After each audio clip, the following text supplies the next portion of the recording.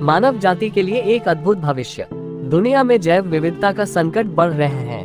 मेगाडाइवर्सिटी देशों ने 30x30 रणनीति नामक एक नई पहल शुरू की। 30x30 दुनिया भर सरकारों द्वारा 2030 तक पृथ्वी की 30% भूमि महासागरों संरक्षित क्षेत्रों के रूप में नामित किए, जिसने मानव जाति की चिंता बढ़ा दी है।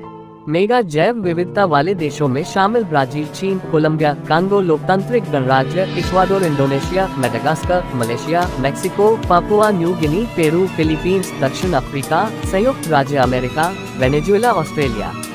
एक विशाल विविधता देश के रूप में भारत दुनिया के सबसे अधिक विविधता देशों में से एक। ग्रह के पारिस्थितिक बनाए रखने, भोजन, चिकित्सा, जलवायु अत्यावश्यक काफी हद तक स्वयं और प्रकृति को बचाने के लिए मानव जाति को एकजुट करने के लिए प्रत्येक नागरिक को जिम्मेदारी और जागरूकता को बढ़ावा देना।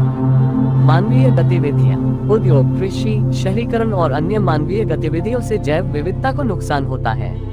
अतिरिक्त कीड़े, मांस या पशु उपोत्पाद, खेल या कीट नियंत्रण के लिए प्रजातियों का।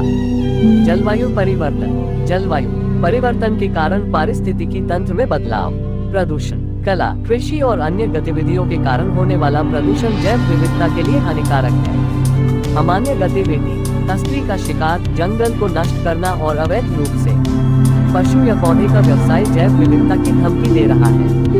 जंगल को नष्ट करें, निवास स्थान और खाद्य स्रोतों की कई प्रजातियां कम हो जाती हैं। प्रजातियों की शुरुआत, किसी भी अन्य स्थान से प्रजातियों को लाने का स्थानीय जैव विविधता पर प्रतिकूल प्रभाव पड़ता है। भोजन का विघटन, सेंसस, एक प्रजाति के विलुप्त होने से भोजन साइकिल द्वारा बाधित होता है, जिसका अन्य प्रजातियों पर नकारात्मक प्रभाव पड़ता है।